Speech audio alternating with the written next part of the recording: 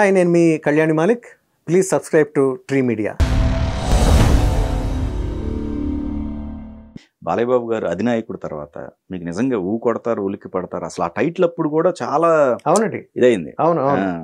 నిజంగా ఆ సినిమా కూడా మీకు దానికి 2 ట్యూన్లు ఓకే కూడా అయిపోయినాయండి. అప్పుడు చేశాను. అది చాలా హార్డ్ వర్క్ అండి. అది కూడా లాస్ట్ మినిట్ లో టక్ మని. ఇలాంటి సందర్భంలో మీ మానసిక పరిస్థితి ఎలా ఉంటుందండి? అలజడి ఉంటుందండి. అలజడి ఉంటుందా? అలజడి ఉంటది, కోపం వస్తుంది, కోపం వచ్చేస్తుంది, బెంగ, బాధ.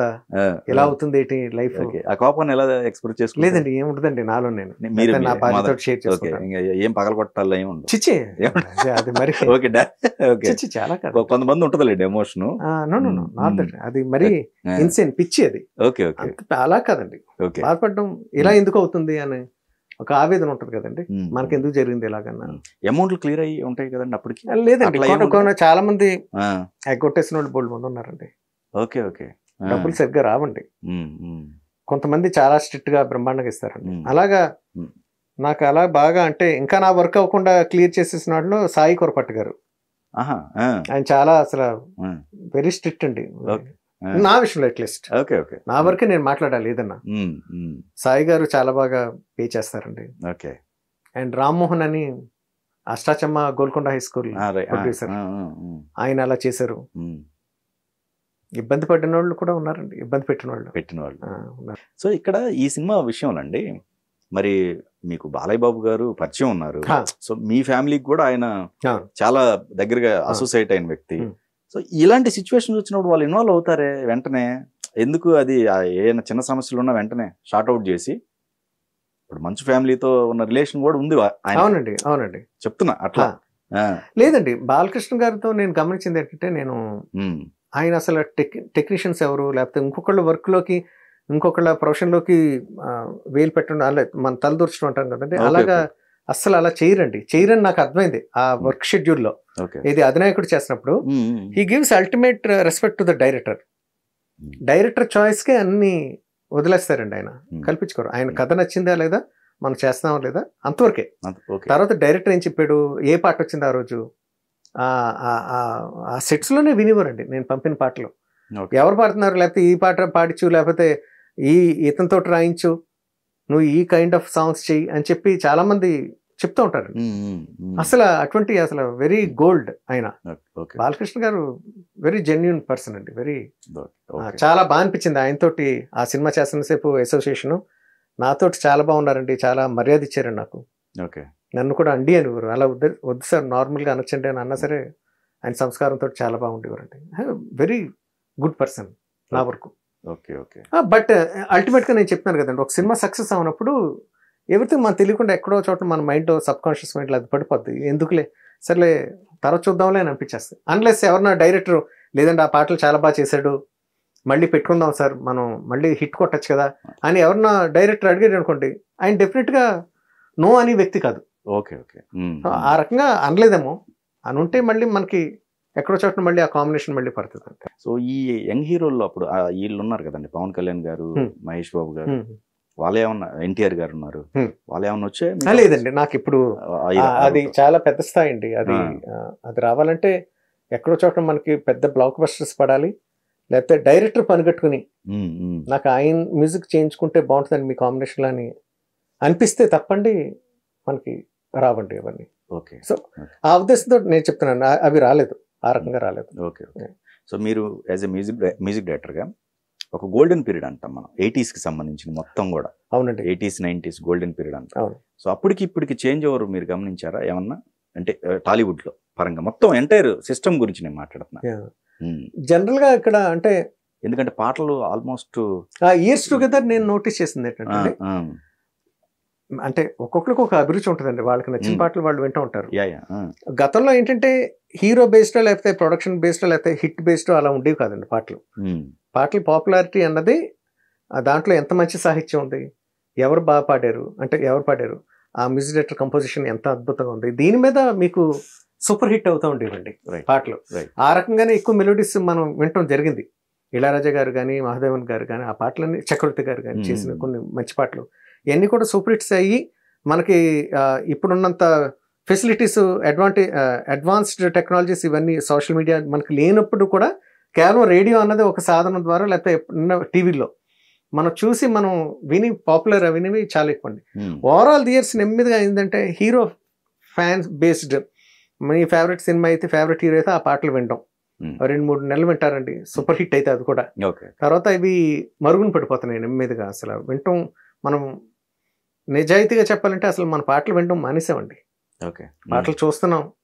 ఈ ఫేవరెట్ పవన్ కళ్యాణ్ గారి సినిమా అంటే వాళ్ళ ఫ్యాన్స్ మామూలుగా సూపర్ అసలు ఏ కమెంట్స్ పెడతా ఉంటారు అంతవరకు. తర్వాత ఆ పాటలు మనం పాడుకుంటున్నావా లేదా, అసలు మళ్ళీ తిరిగి మన సీడీలో పెట్టుకుని వింటున్నావా లేదా అన్నది క్వశ్చన్ మార్క్ అండి ఇప్పుడు కూడా. సినిమా ఫ్లాప్ అయితే ఇంక చెప్పక్కర్లేదు, దాంతోపాటు వెళ్ళిపోతున్నాయి. సో లాంగ్ స్టాండింగ్ గా మనం హృదయంలోకి దూరిపోయిన పాటలు లాంటివి తెలుగులో నాకు తెలిసి 90% కట్ ఆఫ్ అయిపోయిందండి. మేబీ ఒక 10% అక్కడ ఇక్కడ అప్పుడప్పుడు ఒక మంచి పాట ఉంటుంది, అది నాకు తెలిసి సినిమాతో నిమిత్తం లేకుండా ఎక్కువ కాలం నిలబడుతుందండి. సో ఒక 100% నుంచి 90% పోయింది. ఆ మంచి ఎరా అన్నది లేదండి తెలుగులో. అంటే మిగతా లాంగ్వేజ్ లో ఉందండి, పోనీ హిందీలో ఎక్కువ ఉందండి. హిందీలో ఉంది, మలయాళంలో చాలా బాగా వస్తున్నాయండి. తమిళ అంతా నాకు తెలియదండి, బట్ తెలుగులో అయితే 90% అంతా కూడా పోయినట్టండి. ఆ ఫ్లేవర్ అంటే మీరన్న ఆ గుడ్ ఫ్లేవర్ ఏదైతే అదంతా లేదండి. అసలు ఇప్పుడు కొన్ని కమర్షియల్ సినిమాల్లో సాంగ్స్ అసలు ప్లేస్మెంట్ లేదు, ప్లేస్మెంట్ తీసేసారు. నెమ్మదిగా ఇప్పుడు 6 పాటలు 5 పాటల నుంచి నెమ్మదిగా 3కి వచ్చారు, 2కి వచ్చారు, అసలు సాంగ్ కూడా లేకుండా కూడా సినిమాలు వచ్చేస్తాయి. అవునండి. సో అన్నయ్య గారి గురించి, అన్నయ్య గారిలో మీరు గమనించిన అంశాలు ఏంటండి? మ్యూజిక్ పరంగా కావచ్చు, ఎంటైర్ ఆయన కెరీర్ పరంగా మీరు తెలుసుకున్నది ఆయన ద్వారా నేను నేర్చుకుంది క్రమశిక్షణ అండి. టైంకి స్టూడియోకి రావాలి, అవతల వాళ్ళ టైంకి మనం వాల్యూ ఇవ్వాలి, ఆనర్ చేయాలి అన్నది నాకు అక్కడి నుంచే వచ్చిందండి. మహా చాదస్తం నాకు టైం అంటే.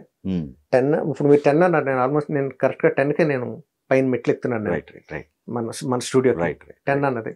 సో 10కి రావాలంటే నేను నా హైదరాబాద్లో ట్రాఫిక్ ఎలా ఉంటుంది అన్నది నాకు ముందే తెలుసు కాబట్టి దాన్ని దృష్టిలో పెట్టుకోవాలి. సార్ ట్రాఫిక్ ఇక్కడ జామ్ అయిపోయిందని నేను వంక పెట్టకూడదు, వంక పెడితే సిగ్గుపడతానండి నేను. సో ఒక టైం అంటే ఆ టైంకి రావాలి. మార్నింగ్ 7 o'clock కాల్ షీట్ అంటే 6:30కి మేము స్టూడియోలో AVM స్టూడియోస్లో మేము ఉండేవాళ్ళం అండి, మా కంపోజింగ్ అసిస్టెంట్స్ మేము అంతా కూడా. ఈవెన్ సింగింగ్ కన్నా ఇప్పుడైనా సరే నేను యాజ్ ఎ కంపోజర్ నేను ఒక సింగర్కి నేను ఒక టైం చెప్పానంటే తనకన్నా నేను ముందు ఉంటానంటే స్టూడియోలో. 9:30 సార్ అని అంటారండి. 9:30 అంటే నేను 9:30కి అక్కడ ఉంటా. 9:30కి వచ్చిన సింగర్స్ నాకు తెలిసి ఎవరు లేరండి. 9:30 అంటే 9:30 అని కాదు, మీరు 11 చెప్పినా 3ంటికి చెప్పినా 3ంటికి చెప్తే 4 అని అనుకోవాలి, లేకపోతే 3:30 అని అనుకోవాలి వాళ్ళు. అంతే తప్ప 3 అంటే 3కి ఆనర్ చేయరు వాళ్ళు, చేయరు. నేను గన్ షాట్ గా చెప్తున్నాను, చేయరు అంతే. ప్రజెంట్ వాళ్ళు పాత వాళ్ళు అయితే ఖచ్చితంగా పాత వాళ్ళు కాదు. నేను ఇప్పుడున్న ప్రెసెంట్ నేమ్స్ అనవసరం అండి. ఎప్పుడైనా సరే చాలా టైం వచ్చిన సింగర్ అంటే నాకు అసలు నాకు జ్ఞాపకం లేదు. ఏదో ఒక రీజన్ చెప్తారు, సార్ ఇప్పుడే సార్ వచ్చేస్తున్నాను సార్ 10 minutes లో, లేకపోతే పలానా ఏదో ఒకటి, బట్ నెవర్ ఆన్ టైం. వాళ్ళు చెప్పిన టైం కూడా వాళ్ళు రారు. 3:30 అన్నారు, లేకపోతే 4 o'clock అన్నారు, 5 అన్నారు, లేకపోతే 6 అన్నారు, లేకపోతే అర్ధరాత్రి 12. ఏ టైం అన్నా సరే మీరు చెప్పండి, లేట్గా రావడం అన్నది ఆనవాయితీ. దానికి కూడా అడ్జస్ట్ అయిపోయామండి. సో ఆ టైం అవతల వాళ్ళ టైంకి మనం వాల్యూ ఇవ్వాలన్న కామన్ సెన్స్ ఇదంతా కూడా నేను అన్నయ్య దగ్గర నేర్చుకున్నానండి.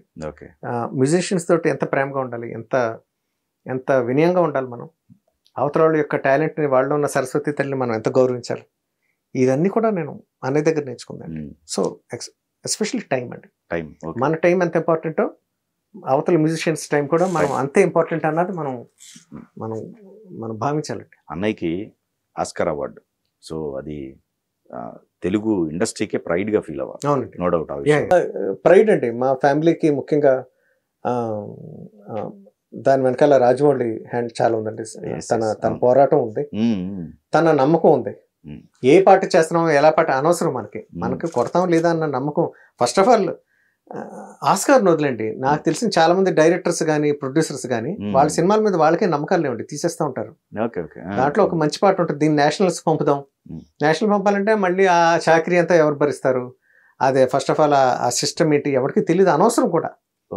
చాలా ఇప్పుడు మీరు దీనికి నేషనల్ అవార్డు రాలేదంటే, లేకపోతే దానికి పలానా అవార్డు రాలేదంటే చాలా మంది అనుకుంటూ ఉంటారు కదండి.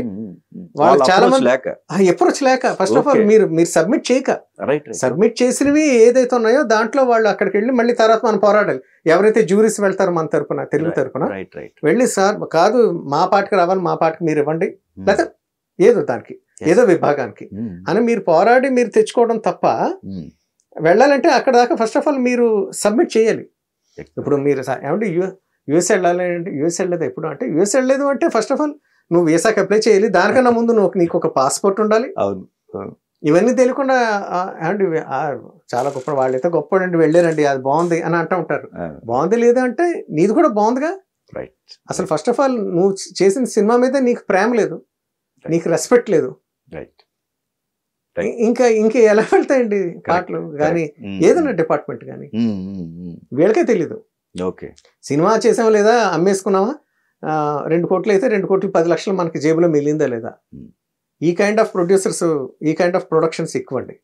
చాలా రేర్ గా మీరు స్వప్న దత్ ఉంది, అశ్విని దత్ గారు అమ్మాయి, షీఈస్ బ్రిలియంట్, షీఈస్ ప్రొడ్యూసర్ అంటే అటువంటి వాళ్ళని ప్రొడ్యూసర్ అనొచ్చండి. అంటే అలా కొంతమంది ఉన్నారు. అలాగే మీరు వీళ్ళు రియల్ ప్రొడ్యూసర్స్, కాంబినేషన్స్ వెనకాల పరిగెత్తరు, ప్యాషన్ అండి.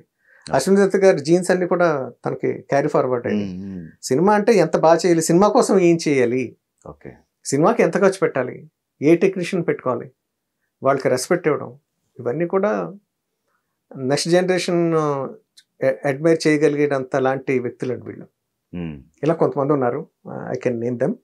బట్ చాలా మంది ఏదో రియల్ ఎస్టేట్ వ్యాపారంలో ఎక్కడో డబ్బు సంపాదిస్తారండి. వాళ్ళకి ఎక్కడో సినిమా తీయాలని గొల ఉంటుంది, అంటే తీస్తారు. సినిమా ఎలా రిలీజ్ చేయాలి, ఎలా అమ్మాలి, దేనికి ఎంత వాల్యూ ఇవ్వాలి, ఎవరికి ఎంత డబ్బు ఇవ్వాలి, ఇవన్నీ ఏమీ తెలియదు. శూన్యం. ఇటువంటి వాళ్ళు ఎక్కువ ఉన్నప్పుడు మీకు ఆ కైండ్ ఆఫ్ సినిమాలే వస్తూ ఉంటాయి, అంత చెత్తే వస్తూ ఉంటుంది. మంచి సినిమా అంటే మంచి సినిమా ఎక్కడి నుంచి వస్తుంది. మీ ఈగో క్లాషెస్ ఎప్పుడన్నా అయినాయండి? ఎందుకంటే మ్యూజిక్ డైరెక్టర్స్ చాలా సెన్సిటివ్గా ఉంటారు కదా. ఈగో క్లాషెస్ ఇప్పుడు ఇది కంపోజింగ్ విషయంలో కావచ్చు, లేకపోతే మానిటరింగ్ విషయంలో కావచ్చు, ఎప్పుడన్నా ఈగో క్లాషెస్ ఎప్పుడు ఉంటాయి సార్. ఎప్పుడు అది బయట చెప్పుకోగానండి. మ్యూజిక్ డైరెక్టర్స్ కలిసి తీరటం ఎప్పుడైనా చూసారండి? కలిసి ఒక పార్టీలో ఉంటాం కానీ, ఇంకా డైరెక్టర్స్ కలుస్తూ ఉంటారేమో, సింగర్స్ వాళ్ళు కలుస్తారేమో. మ్యూజిక్ డైరెక్టర్స్ లో అంతా కూడా భయంకర నీకు, ఈ సినిమా అక్కడికి వెళ్ళిపోయింది, ఆ సినిమా మనకు ఎందుకు రాలేదు, ఎవరి ప్రయత్నాలు వాళ్ళవి. ఈగో క్లాషెస్ ఎప్పుడు ఉంటుంది సార్ అని ఎదురైనప్పుడు గబుకుని సరదాగా మాట్లాడడం తప్ప కలిసి కట్టుతాను అన్నది జనరల్ గా సినిమా ఫీల్డ్ లో ఉండదండి. ఆ సినిమా చేస్తున్న సేపు సరదాగా పార్టీలకు వెళ్తాం, మీ బర్త్డే వస్తే విషెస్ చెప్పడం, ఒక పోస్టర్ తయారు చేసి పెట్టడం, ఇవన్నీ నార్మల్. కానీ ఆ సినిమాలో నెక్స్ట్ సినిమాలో మనం లేవనుకోండి అంతే, మనకు విషెస్ రావు, పార్టీకి పిలుపులు రావు. అంతా సినిమా బేస్డ్ ఫ్రెండ్షిప్స్ అండి ఇవన్నీ కూడా. ట్రూ ఫ్రెండ్షిప్ అన్నది నాకు తెలిసి సినిమా ఫీల్డ్ లో ఎవరికైనా ఉందేమో నాకు తెలియదేనండి, నేను జనరలైజ్ చేసి మాట్లాడలేదు కానీ 95% ఉండదండి, అదంతా కూడా బోగస్. ఎక్కువగా నాన్నగారి విషయంలో, నాన్నగారు ఏంటంటే ఫ్యామిలీ మొత్తానికి కూడా, అంటే మీ ఎవరైతే అన్నదమ్ముల్లో కావచ్చు, పిల్లలకు కావచ్చు, మొత్తానికి కూడా కొన్ని విషయాల్లో, ఈ పేర్ల విషయంలో కావచ్చు, ఏదైనా సరే ఆయన స్పిరిచువల్ గా చాలా డెప్త్ వెళ్ళారు. నాన్నగారి మీద ఫస్ట్ ఆఫ్ ఆల్ చాలా గౌరవం అండి మాకు, ప్రేమ కన్నా గౌరవం ఎక్కువ, రెస్పెక్ట్ ఎక్కువ. ఫర్ హిస్ ఇమ్మెన్స్ టాలెంట్ అండి. సాంస్క్రిట్ పండిట్ అండి, సాంస్క్రిట్ లో పాటలు రాగారు. ఇప్పుడు అగ్నిస్ఖలన ఆ పాట ఛత్రపతిలో రాసింది నాన్నగారు, అండ్ ధీవర మన బాహుబలిలో రాసింది. సో ఆ కైండ్ ఆఫ్ కమాండ్, లాంగ్వేజెస్ మీద కమాండ్ అండి, ఆర్ట్ మీద కమాండ్. సితార్ ప్లేయర్ అండి, హార్మోని బాగా ఇస్తారు, రాగాలు ఎన్నో తెలుసు, ఎన్నున్నాయో. బట్ దానికి అంత ముడిసరుకు ఉన్న మా నాన్నగారికి అంత కైండ్ ఆఫ్ ఎక్స్పోజర్ లేదండి బయట. అంత సక్సెస్ కానీ, అంత ఫేమ్ కానీ, దాంట్లో ఉన్న టాలెంట్కి వచ్చిన గుర్తింపుకి నక్కకి నాగులోకి ఉన్నంత తేడా ఉంది. అది ఎందుకు రాలేదంటే మళ్ళీ ఫేట్ అండి, డెస్టినీ రాసి పెట్టలేదు నాన్నగారికి. బట్ ఇవన్నీ లేకపోయినా సరే మనం హాయిగా బతకచ్చు, కృంగిపోక్కర్లేదు అన్న అంశం మాకు మేము నేర్చుకున్న విషయాల్లో ఒకటండి. So we have immense respect towards my father. Script దశలో అప్పుడు భాషా సినిమా కావచ్చు, అవి కొన్ని సినిమాలు ఉన్నాయి, అప్పుడంతా నాన్నగారు కాంబినేషన్ ఉన్నారుగా, ఉన్నారు ఉన్నారు కదా ఇద్దరు. ఇద్దరు, నాన్నగారు చిన్నాన్నగారు. సో ఆ కాంబినేషన్ మధ్యలో బ్రేక్ అయినట్టుంది. నాన్నగారు వాళ్ళు తర్వాత నాన్నగారికి అంటే వయసు రీత్యా కూడా అంత యాక్టివ్ గా పాలు పంచుకోవడం కుదరలేదండి.